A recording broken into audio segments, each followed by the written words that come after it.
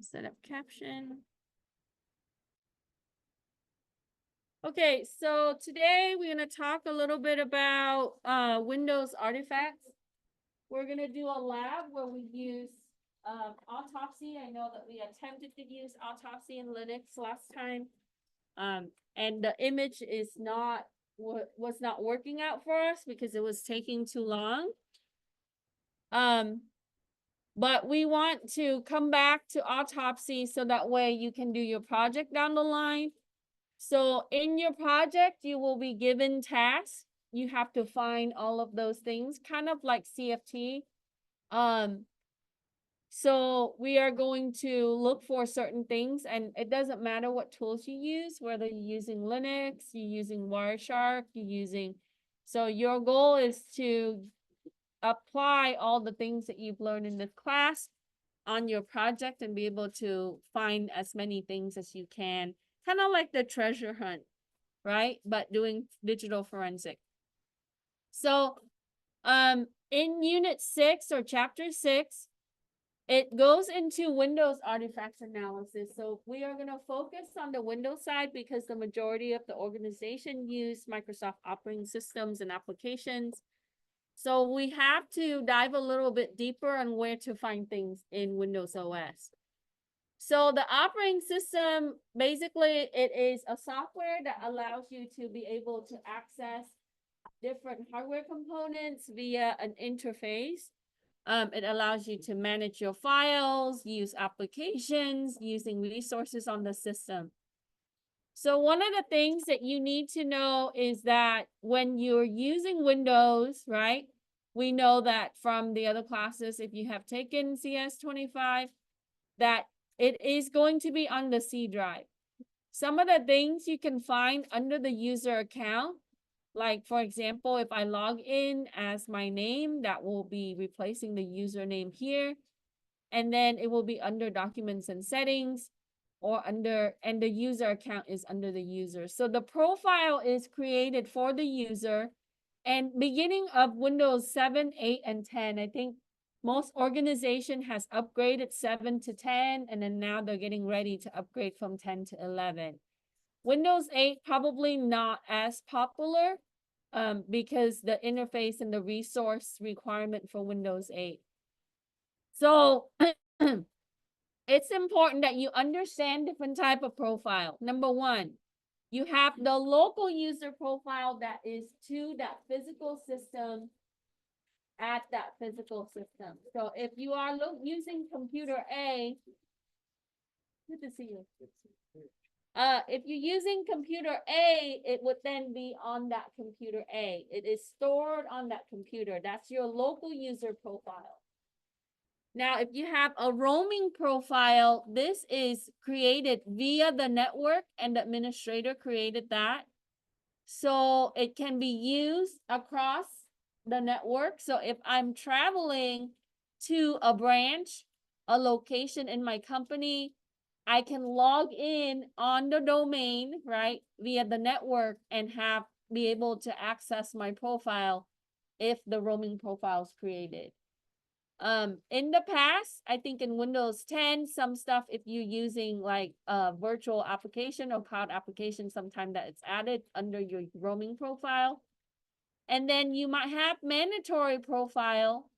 This is where you would use a specific host on the network, and it is to that particular system. Okay. And then you also have a temp profile, and this is like the earlier version of the OS. So let's answer some of our questions. So on number 1, it asks you in Windows 7 or Windows 10, where can you locate your user account profiles? And that's really easy. We would go to our C drive. So you click on this PC, go on to C drive, and then under the users folder, you should be able to see all your user accounts that are created for that system, right? So if I logged in as Casey Wynn on the C drive, right, I would be able to see that. So all the existing users, and now when we're looking at digital forensic, a few areas that we have to address, right? Number one, if there's a warrant to pull a system, right? If there are multiple user accounts on that system, let's say that one person commit a crime and they're sharing that computer with their family members, in order for the forensic team to look into other user accounts, they must get consent from the other users in order to obtain the data from the other user account. So the way that a lot of the people that are getting away with it is that they would, number one, create multiple user accounts. That could be arbitrary, right? Access via that user, those user accounts. And so that way, when you're doing the complete forensic image, right, in order to access the other accounts, there must be some form of consent. So there's some restriction that relates to privacy, and that could be state to state, and also when we're looking at privacy. So if I have a computer and I'm sharing that with my brother, right, in order for forensic team to look into my brother account, my brother has to provide the consent, even if I commit the crime, right? So that's important to think about when you're pulling data or you're getting artifacts for your evidence. So we would see that in the C drive and under the username, right? So it doesn't say username in that exact sense, but it would have, like, you know, if the user is Kevin, that would be Kevin, etc. Right? Sometimes that could be employee ID. So when you're looking at work computer or a school computer like this, you're gonna have a lot of different user accounts that are on there, right? So doing investigation on those computers, we're only gonna be able to obtain the data that's inside that user account, not other people's accounts, okay?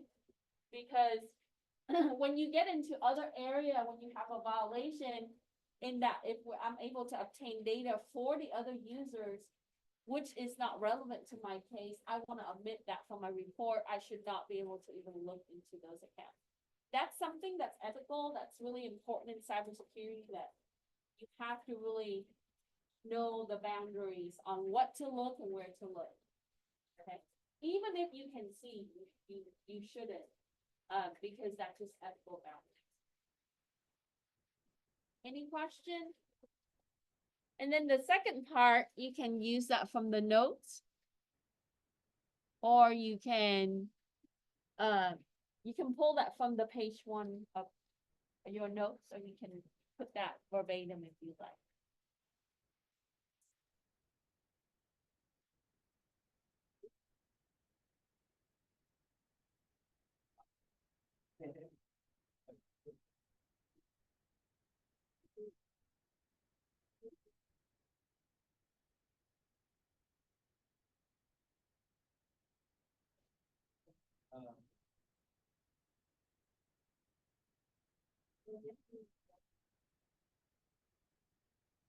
We know. Yeah, well, I will. I have a picture of that. So I'll send that to you. Okay. Yeah, I'll back.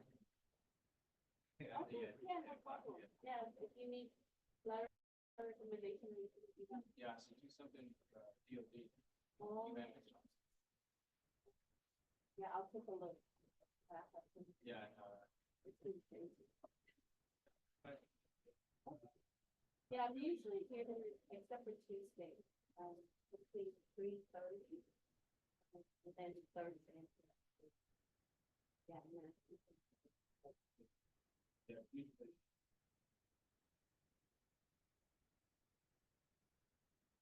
They was on, Shoot me an email, I need to stop by. every Friday too. Yeah, sometime I'm here, or like, you know, work, meetings and stuff, but usually like, in the afternoon, my office is over at the. Oh, okay, yeah, I went over there. Yeah, but I'm usually here before class.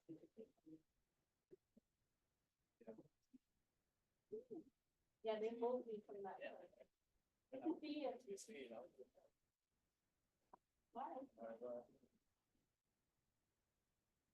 Any questions?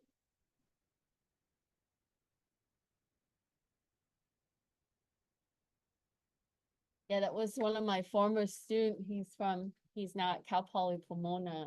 He was one of the SM scholar, doing really well, actually.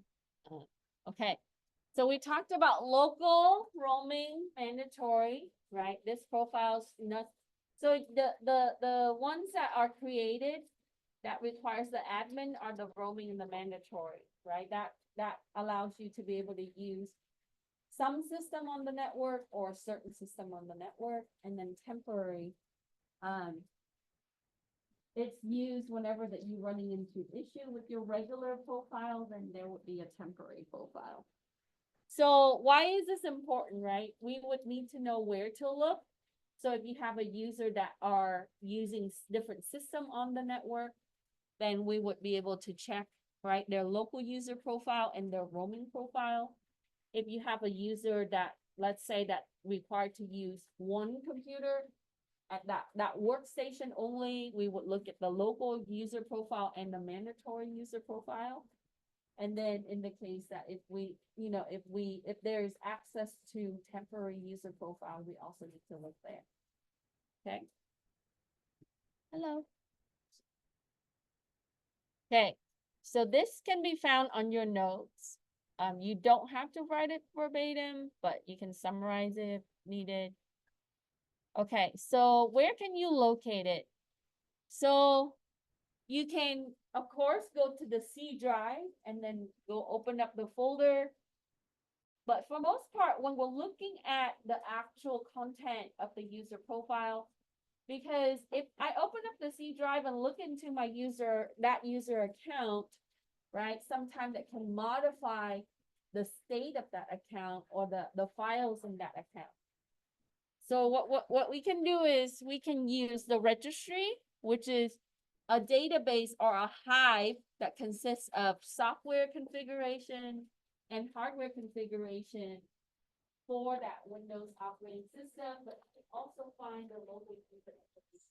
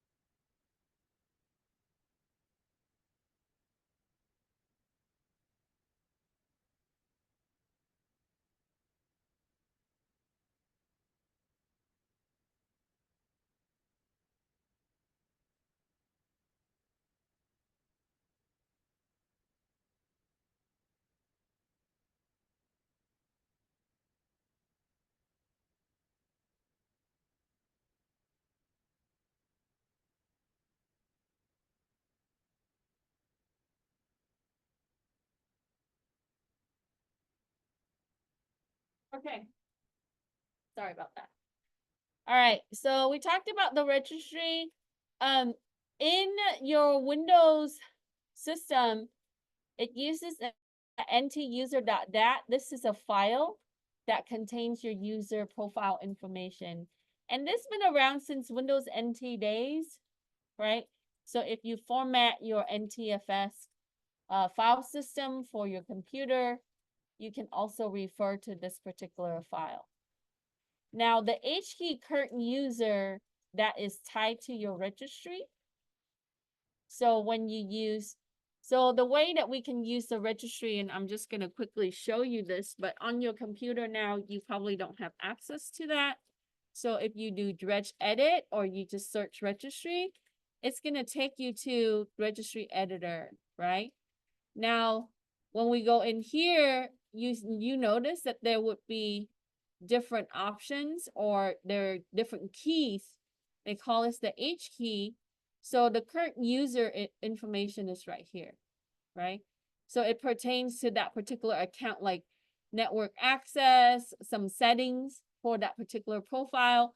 So when you examine this part, we don't want to use that actual computer, but we create an image from that computer, and then we will be able to explore it with registry editor. But there are tools that you can examine or search the registry quickly. Autopsy does have something that you can also search as well, but we will talk about other tools in a little bit. Okay, so with the user account, you are going to be able to get profile information. Now, if you are looking at specific applications, right, on the newer systems, it will be under that particular username, and it's under app data. Sometimes, most of the time, this is hidden. You have to be able to unhide the files to be able to see. So that's going to give you the application preferences. So for example, I might have changed my setting on my Zoom app, or I might have specified a certain setting for my Chrome to be able to have that setting.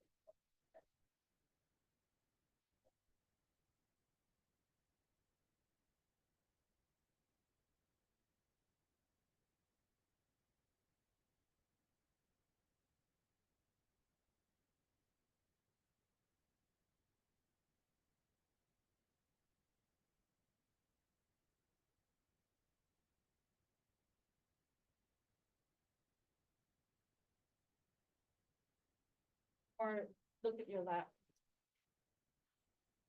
Okay. So a little bit different than your regular account. For the roaming account, you would go into the roaming folder under app data, right? So we would start with app data. That's going to give us the user preferences for and the applications that the account has. So for example, if that user has certain app installed, that's going to be listed, right?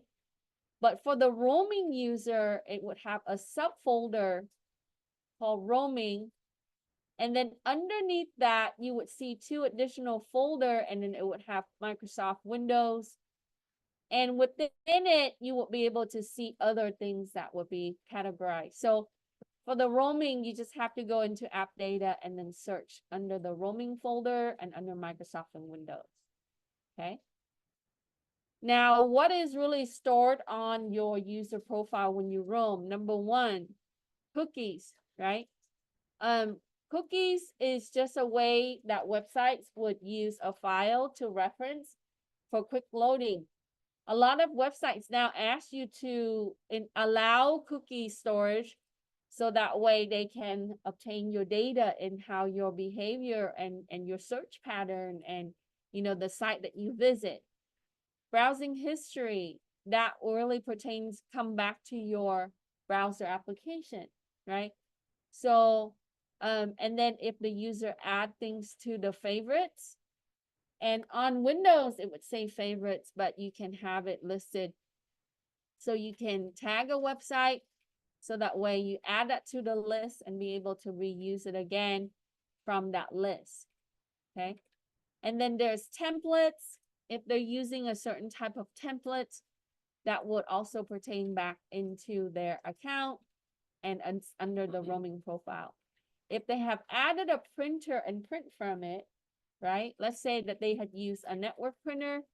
So a lot of the things that can tell us about the activities that the users are performing on that particular computer from a lot of the times it would be web-based, right? Or sometimes it could also be system-based. Okay, so that's important when we're investigating. Any question? Okay, so the registry information, and then you can also look at the profile, what it contains. So when I open up my C under that user account, right, I would see music, pictures, videos, and documents. Now that is similar on the earlier version of Windows, right? You would see my music, my pictures, but they changed the name. So on the current system, this is what you normally see. Okay. Your app data, we talked about that. So the roaming folder, it can be also synced to the server environment. This is important to note because in the case that they clear out their data on that local computer, what you can do is you can go to the server and be able to find that data. So sometimes if we cannot find it on that local system, we would go to the network system or the network server for that. Okay. So recent, that will be the recent files that they access on the computer, right? You guys see that when you open a file and then after a while, right, it shows you the recent. Also send to, if I added something to my start menu or use my start menu, it also store that. So under Microsoft and Windows folder, you have other options to look at. Okay. And then on, so for history, this is for our Windows 7 and Windows 10. On the older version, like Windows 7, you're going to go into temporary internet files. You ask, well, are people still using Windows 7? Yeah, some companies, they're still using Windows 7 because they haven't upgraded. Maybe applications is not, they haven't upgraded the application that's adapting to the new OS, and so on. So the components of the registry, we would find configuration, that's in the config folder. And under the Hives file, you can find security agent. This is where you would see the privilege for that user on, this is like token, access space, and so on, right? There's security, software, and system Hive, so you can get into that, depending on what you need to know. Okay, so SAM is security account manager. This will give you login information for the user. Security Hives contain password information, so that's important. Okay. And also some security setting information. All right.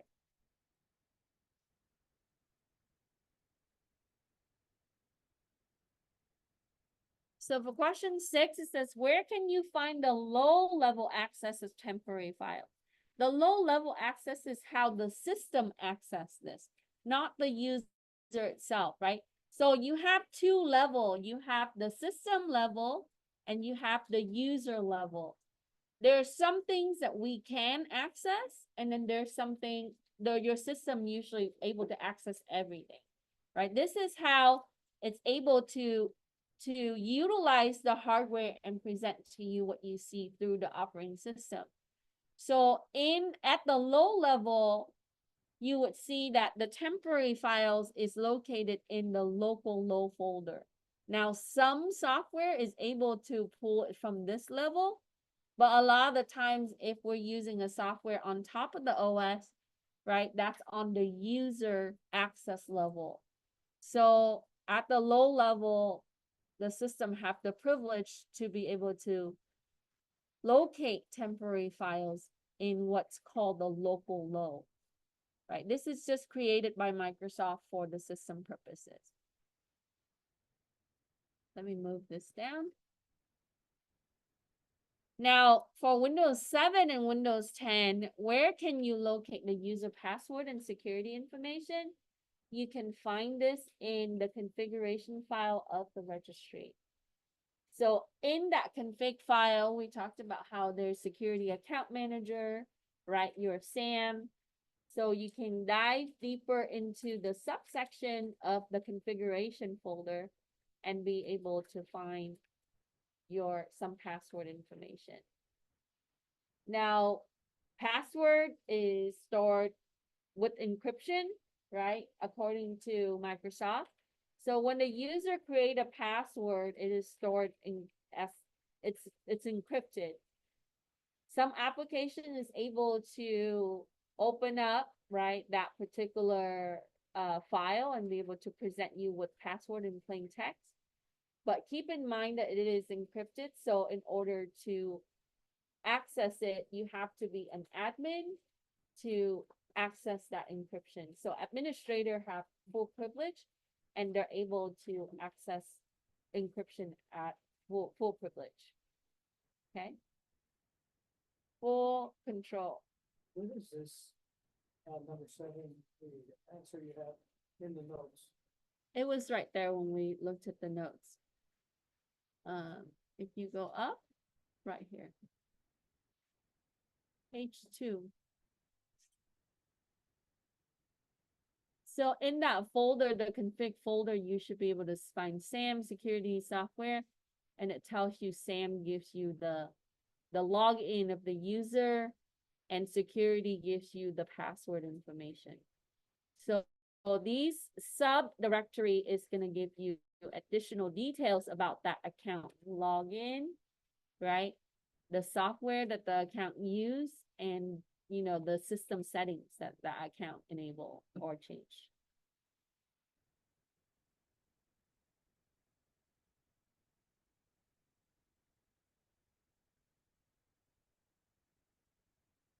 Okay, so in Windows 7 and Windows 10, where can you find user access control, your UAC information? And this, unlike the other file, ntuser.dat, you need to know that for the quiz and the exam. This file, usrclass.dat, is in app data, local Microsoft Windows folder. So you can find this file under the app data local Microsoft Windows. So unlike the roaming, right, we're going to access the local account. And then under that, these are the folder that we're going to go into, and you'll be able to find the usrclass.dat. This is going to give you user access control information. So what does that mean? The permissions and privileges that the user account is holding. So you would have what they can access, what they're allowed, right, to access. So when you're looking at the user profile, what kind of artifacts are you going to be able to obtain and analyze? You would be able to see the account usage. When they logged in, what kind of things they access, right? From browser history all the way to cookies, if they're using web, or they're using certain software or applications.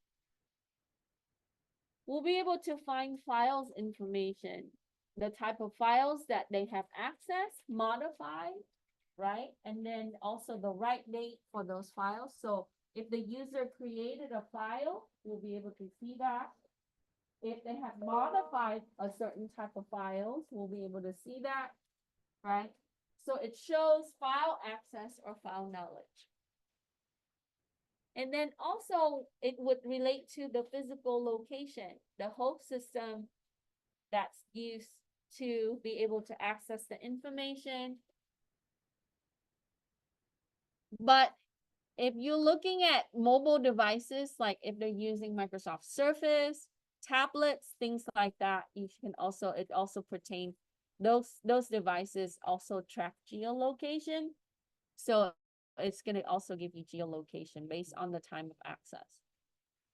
If they're running an executable, an EXE, right? In Microsoft, in order to run an application, you have to use EXE. And it should show the type of program that's executed. Yeah, so this is the local one.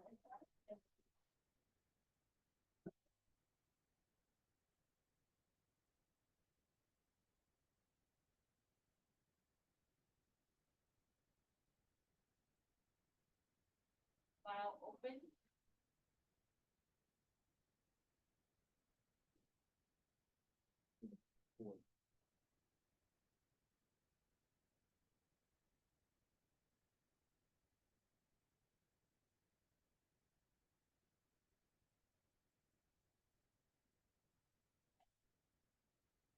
About that here, and then you.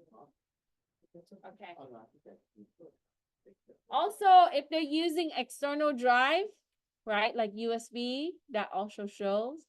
Because your registry also store things like when that drive, when the firmware for that drive is activated, when that drive is attached, right, it shows that. And then the browser usage, right? History, cookies, the website that they access. So all of this information really put together the picture of what that account, the events and the activities, right? We talked about timeline last time. So you need all of these pieces of information to kind of give you a timeline for the digital forensic. Okay.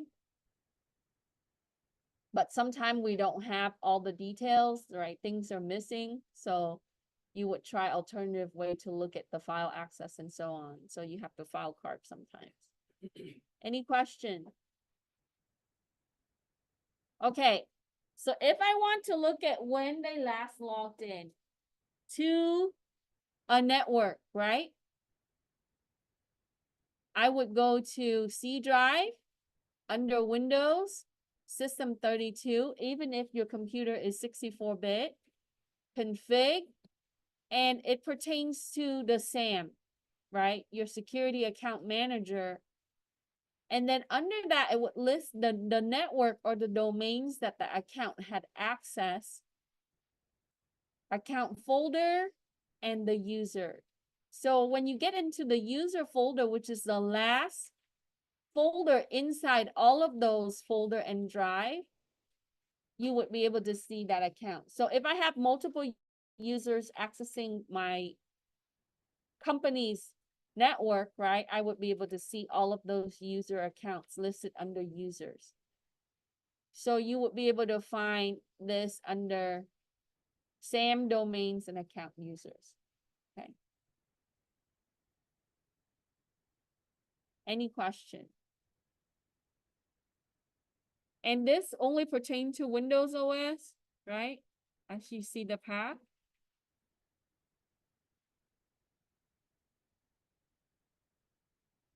So now you can go home and start looking at what the people at home are using. Not recommended, right? So my advice for you, that's just a joke. My advice for you is anytime you look into anything for anybody else, make sure we have it authorized in writing, right? Because even with family members or sometimes friends, we don't want them to come back and say that you're not authorized to do that, and it becomes a computer crime. So we don't want that. Do you guys hear about the Iranian hack recently? So there were, I think 3 attackers that circumvented the systems, and they were trying to identify or locate them, but they're not able to find them now in the world, right? So the FBI's are looking for them. But on the radio the other day, they were saying that, they committed a computer crime. So basically they breach a system, leak some data, important government related data. So now they're looking for them. But don't know when it's gonna be, when they're gonna be able to find them.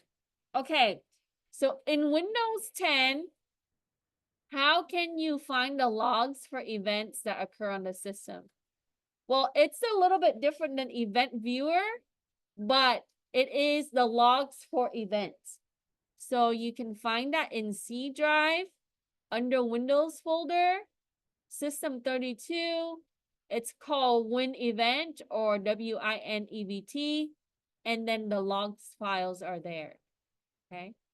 This is important for security outside of forensics, so you can find the logs. So what does the log tell us, right? Anything that occurred, it could be error, it could be security, it could be application error. There are tons of things. So any activity, it would be able to record it. So think of it like a recording file that you can access to look at all the activities that happen on that computer. So if once you have all of the information that you need up here, you also need to show artifacts that there are evidence that certain activities that occurred on that computer, right? So the occurrences, that's going to be stored on the logs.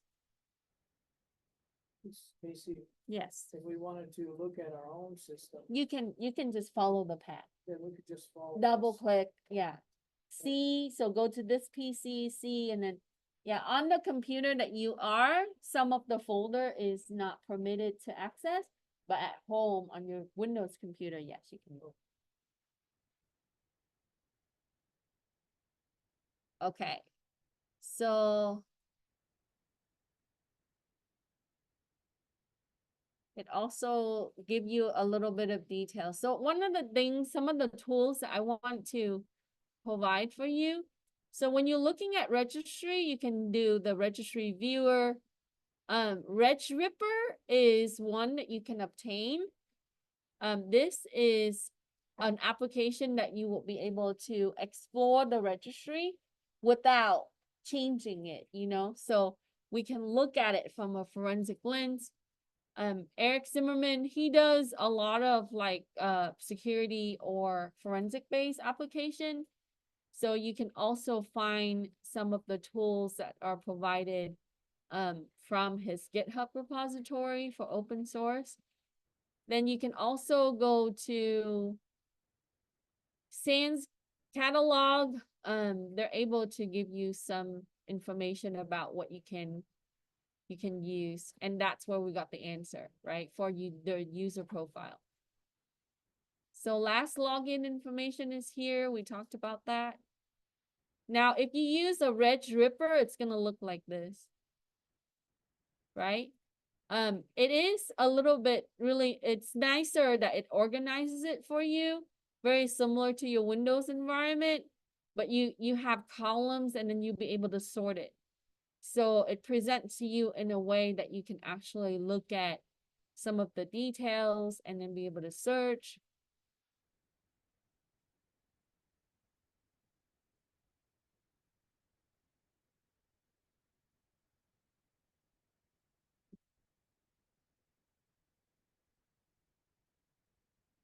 So the example that they show here, right? They found 6 accounts through looking at the registry.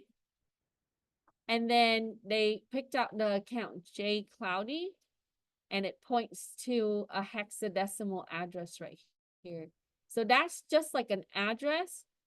And we normally use hexadecimal value like this as addresses for storage or memory.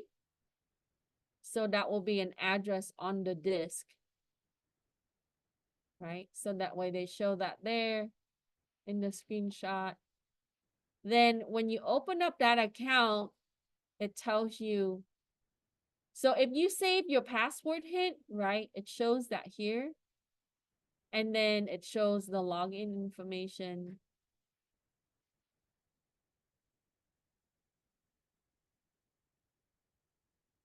So you also have numerical value that represents your SID, which is security identifier.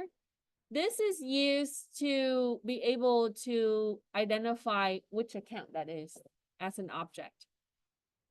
So when it does that, it pins back to the address that you see, like hex E039 or whatever. So this SID is a value that it uses to be able to pinpoint the location for that account. Then you also have RID, R-I-D. You see it as a number like this. Okay. So if you have a guest account, it will show 501.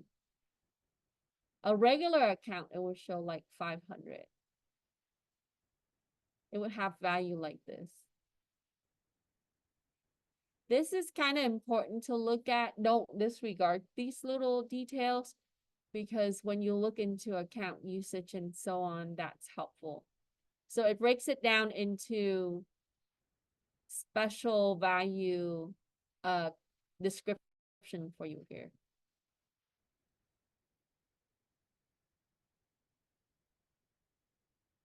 Okay, so there are 3 types of events that occur in Windows: your system event, your application event, and your security event. I think many of you are familiar with Event Viewer looking at security event, right? Things like if I'm not logged in successfully, if I'm logged out of the system, that will become a security event, but it also tracks it under system event. If I'm running an application and it's loading an error, right, that will be under the application event. So on the system, it shows, you know, some of the occurrences that will relate into these 3 categories.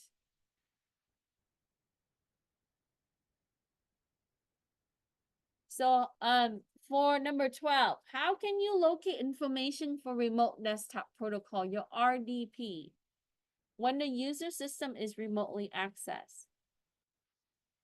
You need to look at your event ID. And it's usually numbers 4778 or 4779 in security logs. So like what we talked about, where we can go look at the logs under Win event, right? You would need to look at the logs and you would need to find these values on the log that would tell you that someone, a user, system is accessed remotely.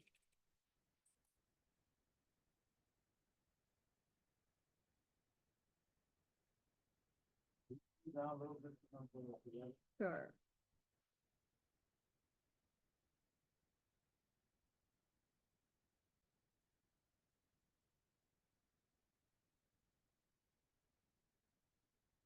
And sometimes we would use thumbnail. Thumbnail just like a little image of the file or the content of the file. That's going to allow you to preview what that file would be. Not always that people would use thumbnail. A lot of the times thumbnail is pertaining to like image type of file, like JPEG, PNG, a picture type of file. But when we're using thumbnail images, it creates what's called a thumb cache. This has been around for a long time, since the earlier Windows versions. So thumb cache is basically a database that would contain images that are created by the user using Windows Explorer in the thumbnail view. Okay, so when you open up Windows Explorer or File Explorer, which is double click the folder, right? It's gonna give you the thumbnail images, and thumb cache is what's storing that. So why is it useful? Well, sometimes you want to be able to identify thumbnail images that were added to the system. So if the user create a thumbnail, right, for a certain type of file or image, thumb cache is going to provide you that information.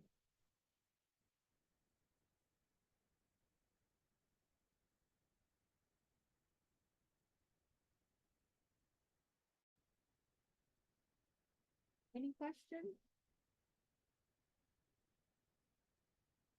Now, sometimes you'll be able to see the thumbnails, but when you open up that file, right, it's not readable, or if the application is not present, or somehow it might be not fully accessible, like part of it is corrupted, it still present you with the thumbnail, but then you won't be able to see the entire file itself. So in that case, we do see that the file is present, but the content might not be fully retrievable, right?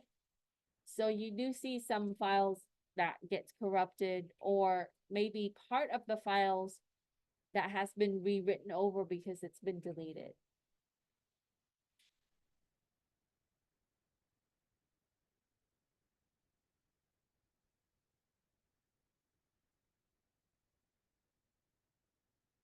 Any question? Okay, so make sure we know thumb cache, possibly for quiz and final. And then for 14, in Windows, which file stores the user most recently used file, right? Like for me, I would open up your class notes files, your lab files, and then I would modify it throughout the week before I post it. So it's actually gonna give me my most recently used files, right? I had saved it. There would be a list. Okay, maybe I can show you what that looks like.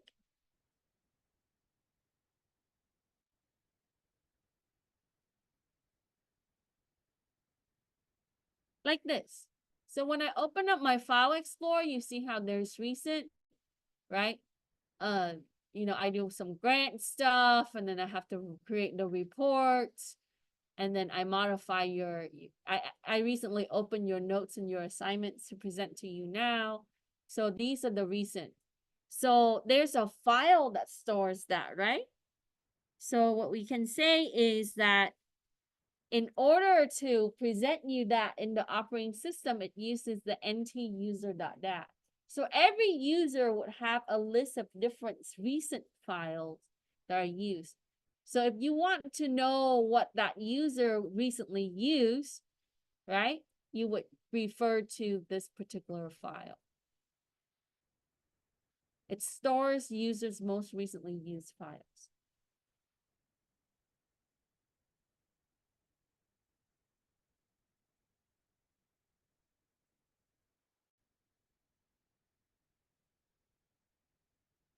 So can someone clear that up? Sure.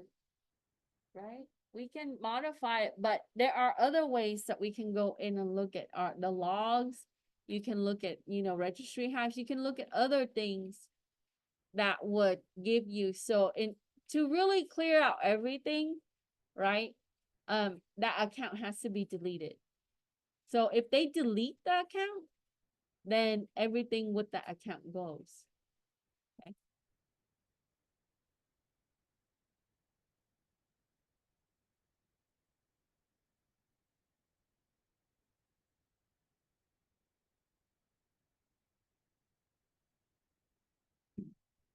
All right. The next one is kind of long, so I'm gonna move 14 to the next part, okay? Are we okay with that? Okay, it asks you what happens when the user deletes, should be an S, a file in Windows OS. We already know that we talked about this when we talk about Drive, but let's think about that from an operating system standpoint. When the user deletes a file, the first step, the original file gets renamed and it becomes a part of the recycle bin file. So Windows OS gonna relabel that file with a new name. It's gonna be recycle.bin and then that file name. So let's say that I have a file called homework1 and I right click it and I delete.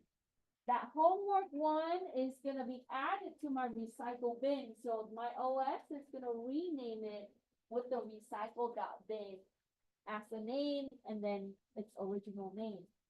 So that way it knows that that is going to go into the trash and eventually I can empty the recycle bin to get rid of it. And then the second step, the system will rename the original file with $, right? R. So that this is used by Microsoft Windows operating system to specify a certain type of file, right? You do see some of that. So when you go into some kind of system file information, you would see. So it's gonna add the dollar and the R, and then it's gonna add some alphanumeric characters to the file name. Your file extension stays the same, like the .jpg, .doc, or XLS. The file extensions stay intact because that really relates back to the application that is used for that file. So when I go into recycle bin and I put it back, right, like I retrieve my file and put it back, what happens is that gets revert back to its original state.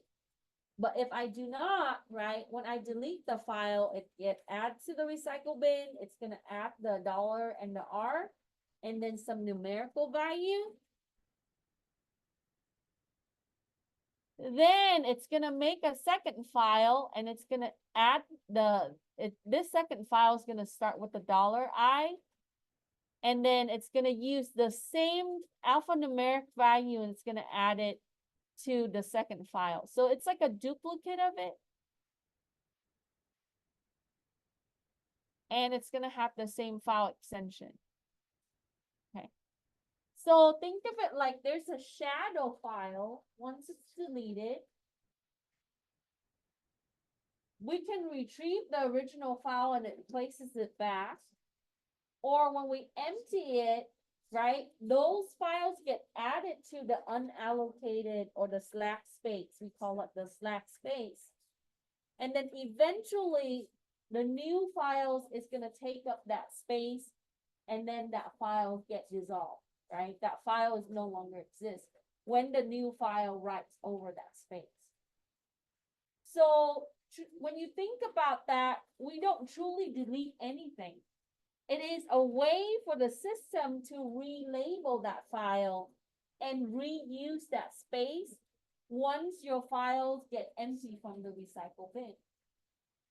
So, and this is the same in other OSs as well, not exactly the same steps or the same way, but it's just relabel that space and file because ultimately it's just an address on a storage space like your SD card or your internal storage to be able to reuse that space. So this is important. We need to understand this because, you know, when you look at autopsy and you go into deleted files, or when you look at Pro Discovery, you saw that, right? When people delete files, we can still retrieve it with Forensic Kit. That's the case because it looks at the how the files get relabeled. Okay. Now, when the user click a shortcut on the desktop or, you know, somewhere, if I create a shortcut in my folder, that will link to an application, right? Or a file. So when the user clicks on the shortcut, that should be an S right here.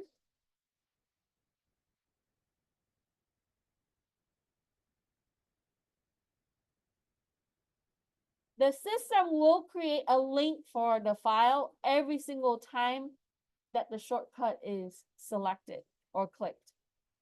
Okay. Or if you're opening a file, so the link files is then stored into the recent folder location. So let's say that I want to make a shortcut for my homework file, right? When I double click my homework file and I regularly access it, it adds it to the recent file. We already talked about that. But if I use a shortcut, which is ultimately a link to that file again, it's gonna then add that link to the actual recent file. So we can really see how we can obtain information on what kind of things that people regularly use. You know, and this can be important in your cases depending on the nature of the case.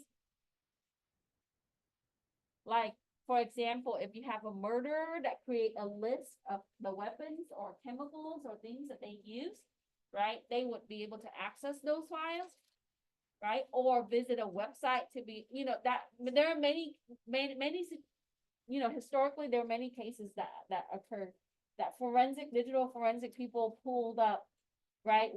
History from the browser to be able to show that this person have looked up these type of weapons or this information. And you see this with bombing cases, school shooting cases, things like that, right? Things that they have access on their phone and their computer and things like that. So because our history and our files don't really go away, like the deleted things don't really get deleted. This is a way that we can also, recover or refine information again. And it is cool in a way, but it can also be disadvantageous in other ways, right?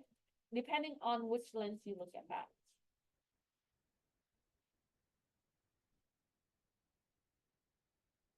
Any question?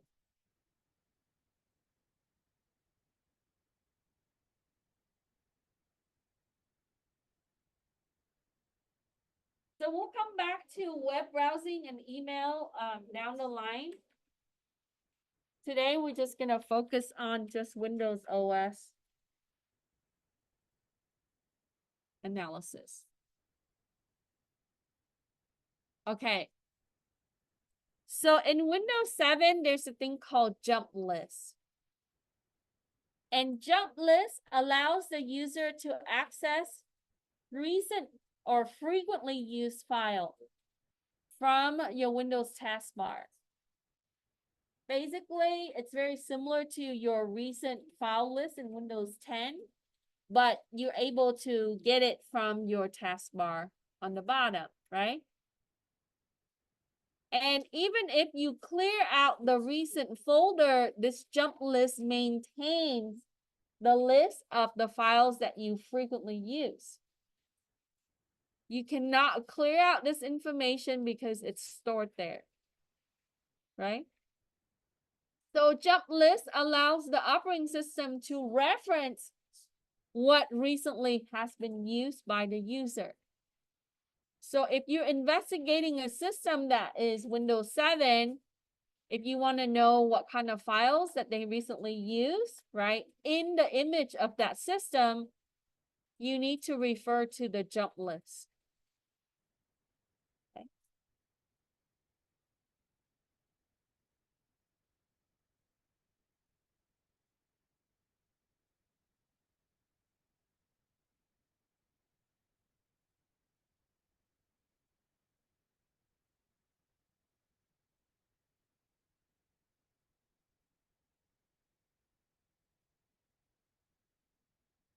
Well, for the ones, Yeah, and this is all for the window.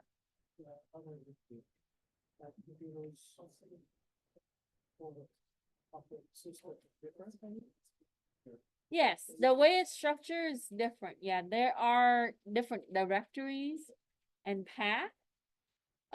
But the design is similar. Like in Linux, you have home, and then you also have the user account under the home.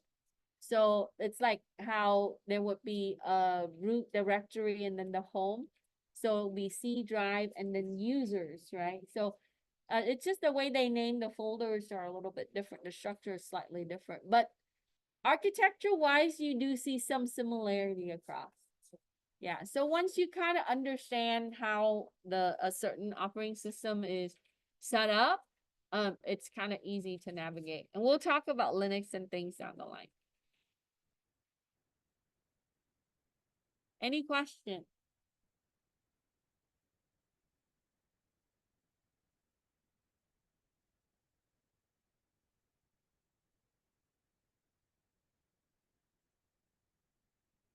Okay. So for 18, it asks you, why do investigators examine the prefetch in Windows system? So prefetch is going to give you, right, files and things that are used by exe, the executable, and how often it runs, when it was ran. Okay. So And we know that in Microsoft Windows operating system, when you run an application, you run an EXE, executable, right? So when you look at your task manager, it tells you that what kind of application is running, like Chrome.exe, right? Edge.exe, those are the application that are running. So the prefetch information is going to give you the files that are used by those applications, right? How many times the application is ran, and the time that the application is ran, last date and time. So the timestamp for that exe.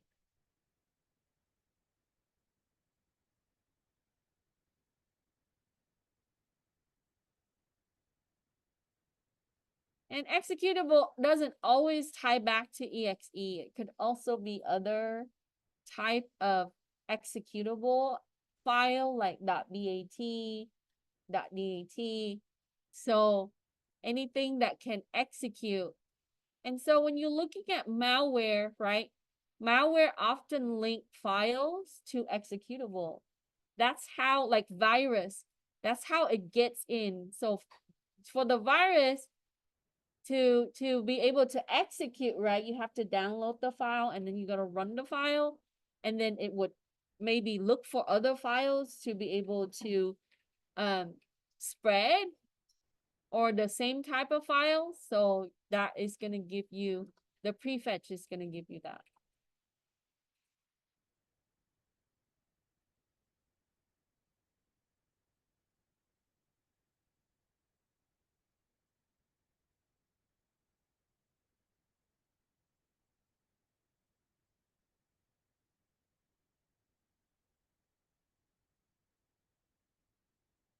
I didn't dive too deep into this, but you can see we no longer support Internet Explorer 6 or 7. That's been like Windows XP era. Windows XP has gone out. But in the case that if you need to examine those systems, the history for the browsing is under the history directory, and then the version. I think they upgraded from 5 to 7. Internet Explorer 8, 9 went out like probably the end of Windows 7. And then you got Internet Explorer 10 and 11, and then Microsoft fully transitioned to Microsoft Edge, which is a separate application. So you can find Internet Explorer information in either the history directory for 8 and 9, and then for webcache.dat for 10 and 11. And these are really related back to Windows 7 and the prior version.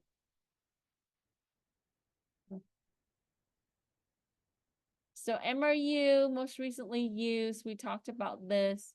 We talked about recycle bin, how it relabels that, right?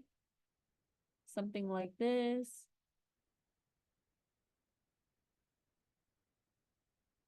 So when you delete,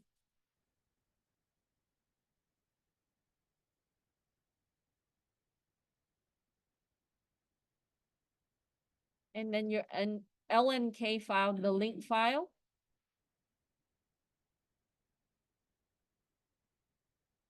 Shortcut. Jump list. Your jump list is on page 8. So there's another thing called shell bags, and this is registry keys for that would contain library for the user that's accessed through the graphical user interface. So things that you frequently click on the interface, like if on taskbar, or other areas from a certain location. So that gets added to shell bags. And that is in the hive for the USR class.dat. You can use Shellbag Explorer made by Eric Zimmerman to be able to examine that. I recommend using a third party for this. And if you want to use the registry in the image to look at, you can. prefetch information, we just went over that. And the file for that, you notice that the extension is .pf.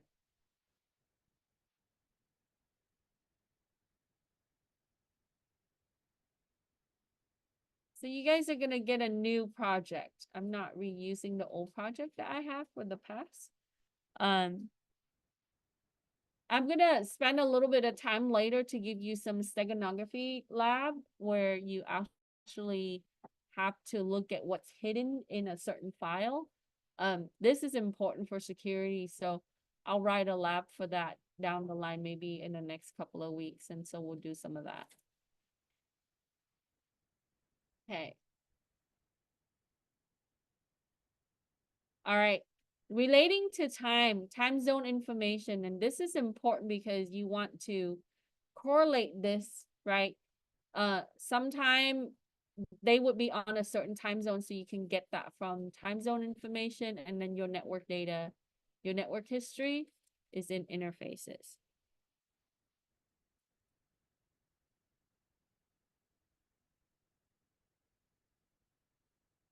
Okay, so where can I locate the information about network access history?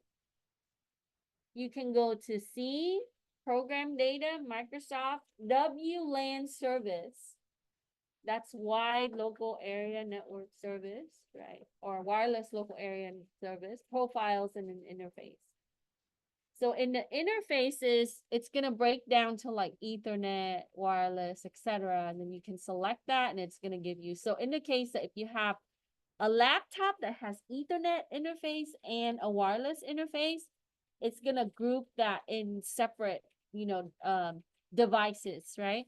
So in a system that has multiple devices, it's gonna list it under this folder. And you would be able to look at the time that they access the network. Earlier, we talked about the domain and the profile on the domain. That's a different thing. That relates to the user account that's on that network.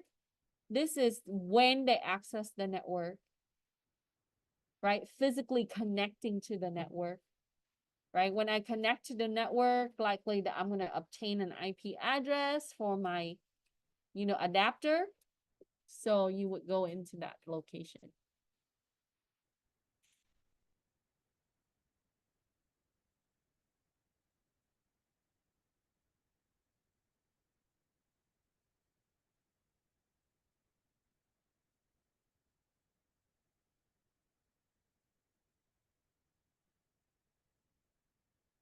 And you can find this on page 9. Now for the software, under the software in the registry hives, you can also find current version and network list. This pertains to the wireless network, right? So if you're on Wi-Fi, this is where you can find their Wi-Fi access information in the registry. But if you want to look at the event log for the wireless, and this is important for security all around, not just for forensic, you can go to WinEvent logs, and under that, you should see the wireless auto config operation event, and the file is EVTX. Okay. That's gonna give you like the SSID, MAC addresses, timestamp information, and so on. So if they're connecting to an access point or a wireless router, you should be able to see that there, right? This is where, you guys ever look at available network and how it remembers which network you're on and stuff like that. This references it, right? Because that stores information so that way it doesn't have to reestablish it every time. You can remember your authentication information so that you don't have to log into that wireless network every single time. So it does store a lot of that related to your wireless network. So with that, we'll be able to see. So if you're looking at like an attack case, like let's say that they confiscated a laptop that was used in an attack, right? I would go here and look up like what kind of, network that they had access. So it gives you the history of the wireless network as well. Okay. Now, auto run and auto start execution, that is in user assist. Things are launching in the back. So things like recent apps, jump lists, MRU, prefetch files, those things are important, but user assist is going to also give you things that would pertain to program execution that does the auto run. Like when you plug in a drive that auto runs, right? Or an application that auto start when the computer boots. And then the last part is your shim cache, which is the next question. It's used to track compatibility issues with the executed program. It shows you the modify time, the update time. And you can find this in the registry under system. And this is the path. App compat cache. So to answer that next question, we can say that shim cache is used to track compatibility issues with executed program. Like if you have an application that's not compatible for a certain file or that version of your OS, things like that, it would store that information in shim cache.